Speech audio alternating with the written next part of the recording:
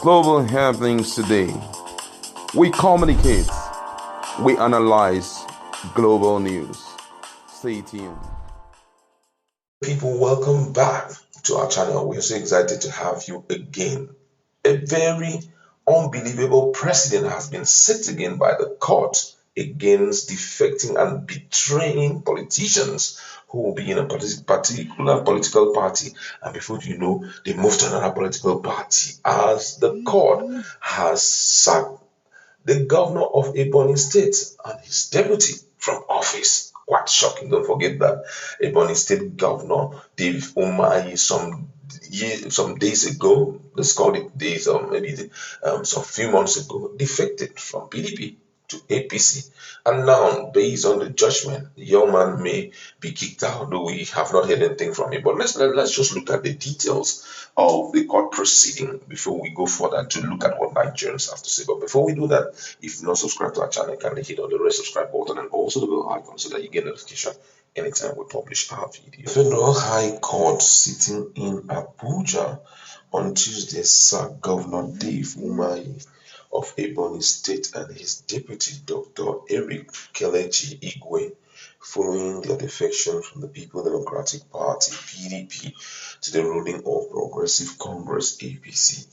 The court, in a judgment that was delivered by Justice Inyang Ekwo, held that the total number of 398,042 votes Governor Umahi secured during the March 9, 2019 governorship election in Ebonyi State belongs to the People Democratic Party and same could not be legally transferred to the APC. According to the court, having defected to the APC, both Umahi and his deputy governor not only jettisoned the PDP but also the votes that belongs to it. It held that going by the outcome of the governorship elections, the office of the governor and deputy governor in Ebonyi State belongs to the plaintiff and no other political party. He went further to say that there is no constitutional provision that made the ballot transferable from one party to the other. It held that the PDP is bound to retain the votes and mandate that was given to it by electorates in Ebonyi State, as both Governor Umahi and his deputy could not validly transfer same to APC. The court therefore ordered both Umahi and Igwe to immediately vacate their positions. It ordered the Independent National Electoral Commission (INEC) to immediately receive from the PDP names of persons to replace Umahi and his deputy, or in the alternative conduct fresh humanitarian election in Ebonyi State in line with Section 177 subsection C of the 1999 Constitution as amended. The court further restraining both Umahi and Igwe from further parading themselves as governor or deputy governor of Ebonyi State. The judgment followed a suit the PDP are brought before the court. This is a serious issue, I'm telling you. We've never heard it in this kind. There have been multiple cross-carpeting from one political party to the other, but no one has ever seen it from this perspective. I think this is going to be one precedent that will correct some of the irregularities we have seen in Nigeria, especially when it comes to, leaving one political party to the other after you have been voted on the platform of that particular party into a reasonable position. I don't know if Umahi, we've not heard from Umahi if he's going to challenge this case, but this is a serious one from him.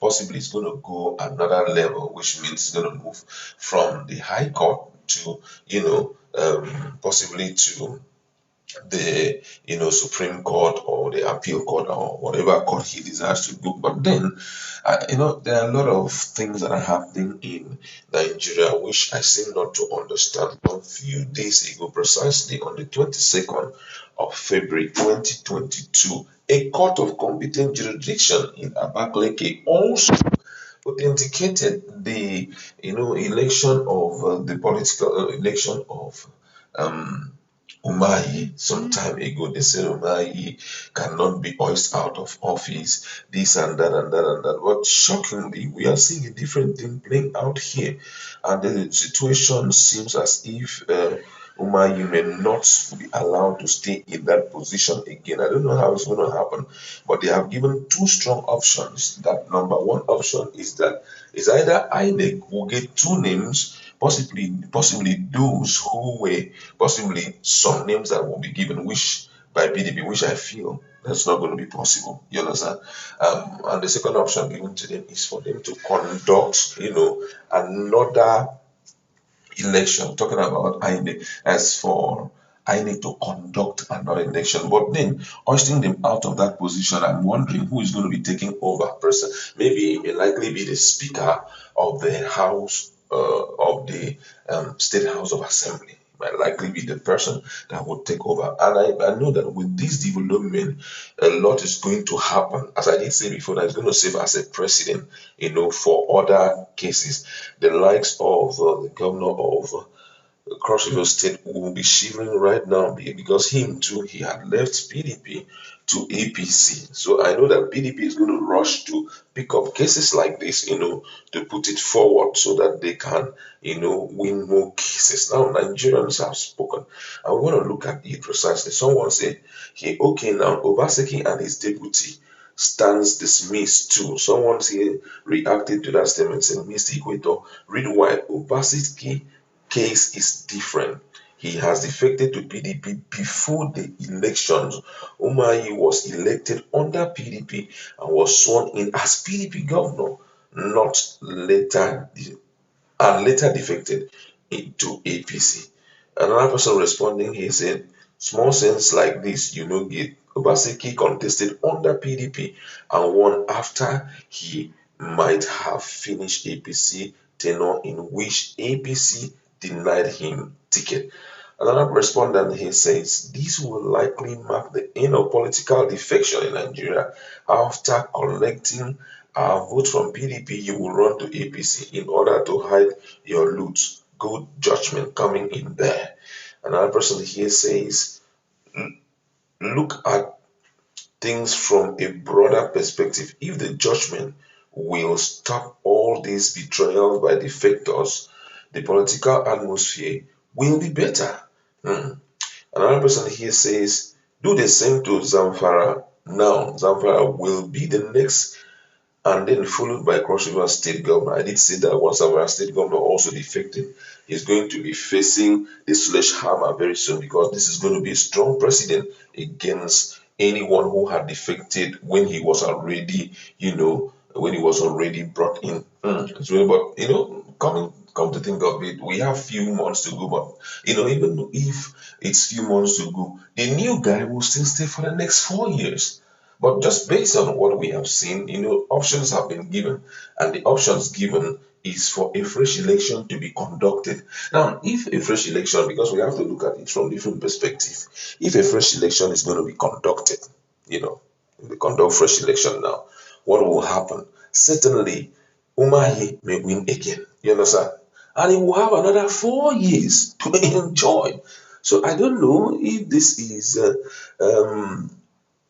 how do they say it? Is it a blue lining for him? I don't know. I don't know if this is going to be favorable to him, granting him another 4 years, to rule these people again, Ebony State people again, because he has already exhausted everything.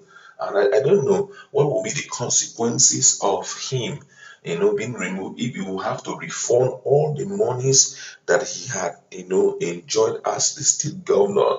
For me, I feel that they should just allow them to finish their whole stuff and walk away, because if they should conduct a fresh election, power of incumbent is still there.